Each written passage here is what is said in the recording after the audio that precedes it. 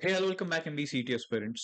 सो guys allotment 1 के बाद exactly आपको क्या प्रोसेस करनी होती है, फिर कॉलेज में एडमिशन प्रोसेस कैसे होती है, what documents you need, and सबसे इंपॉर्टेंट पार्ट कि फ्रीज और फ्लोट का गेम क्या है। Because from last year the freeze and float thing has change, rules for freezing and floating is very different, right. तो इसको थोड़ा सा समझ लेते हैं। प्लीज मेक श्योर अगर आप ठीक से फ्रीज या फ्लोट नहीं करते तो आपका एक बेटर कॉलेज आपके हाथ से जा सकता है, ठीक है। तो इसलिए please watch this video till the end. तो पहले बात करते हैं केस वन की। And case one for cap round one, जब अलॉटमेंट लिस्ट आएगी, फॉर एग्जांपल आपने ऐसी कुछ लिस्ट डाली हुई है और आपको जीवीएमएस जो मैंने ग्रीन में करके रखा है वो आपको मिल जाता है। तो ऑफकोर्स आपको टॉप कॉलेज मिल चुका है, आपका फर्स्ट प्रेफरेंस मिल चुका है, तो ऑटोमेटिकली ऑटो फ्रीज हो जाता है। आपके पास कोई भी ऑप्शन नहीं रहता कि आप और कोई better, of course better college कोई है ही नहीं of course when it comes to CET. But अगर आपका preference number one is very different, for example आपने एसआईएस फर्स्ट रैंक पे डाला और अगर आपको वो मिल गया तो ऑटोमेटिकली वो फ्रीज हो जाएगा और आपके पास कोई ऑप्शन नहीं है rather than paying ₹1000 and taking admission to that particular institute. तो फॉर एग्जांपल आपको आपका फर्स्ट इंस्टीट्यूट का ये मिल जाता है, तो what you need to do is वो ऑटोमेटिकली फ्रीज हो जाएगा, आपके पास कोई ऑप्शन नहीं रहेगा। फ्रीज होने के बाद आपको ₹1000 सीट बुकिंग फी पे करनी है और उसके बाद इंस्टीट्यूट में जाके 2 से 3 दिन का टाइम मिलता है। उसके बाद आपको इंस्टीट्यूट में जाके वो particular fees and document submit करके एडमिशन कंफर्म करना होता है। This is first case, but ये बहुत कम लोगों के साथ होता है। सबसे ज्यादा केस है ये केस टू। सो आपको फॉर एग्जाम्पल वेलिंगकर मिल गया या whatever college you are getting, but आपने ऊपर कुछ कॉलेजेस रखे हुए हैं और आपको लग रहा है यार ऊपर के कॉलेजेस को मुझे ट्राई करना है। तो in that case what you do is आप ₹1000 वापस पे करते हो seat booking.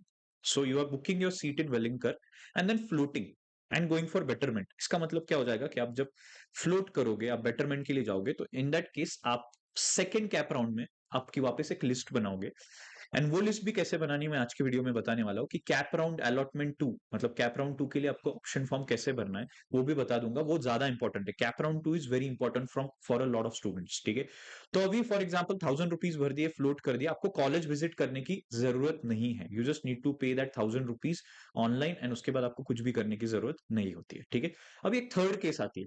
For example third case में ऐसे भी कुछ लोग होते हैं जिन्होंने कुछ कॉलेज डाले होते हैं, राइट, बट उनको एक भी कॉलेज में अलॉटमेंट नहीं मिलती। So you get, for example आपने 10 कॉलेज डाले बट 10 में से एक भी कॉलेज आपको अलोकेट नहीं हुआ।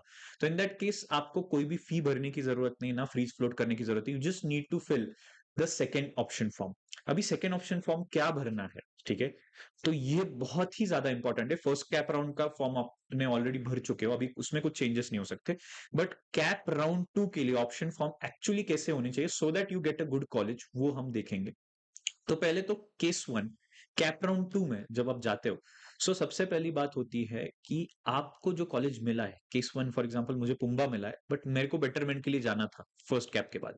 सो कैप राउंड टू में मैं नीचे के कॉलेजेस नहीं डालूंगा। I won't be putting COEP, SIS, Chetana या नीचे कोई भी। I will just put colleges जो पुंबा के ऊपर जिनका कट ऑफ होता है, ठीक है। बस उसके नीचे कुछ भी नहीं। तो अगेन फ्लोट करना है and as I said keep only the colleges in the list जो पुंबा से बेटर है आपको ऐसे लगता है, ठीक है, या whatever college you are getting, और उससे बेटर अगर कोई कॉलेज है उतने ही रखो और फ्लोट कर दो, ठीक है। आपको वापस 1000 पे करने की जरूरत नहीं। फिर आता है case two of CAP two. इसमें आपको फॉर एग्जांपल जैसे कुछ भी कोई भी कॉलेज नहीं मिला तो आपको करना क्या है।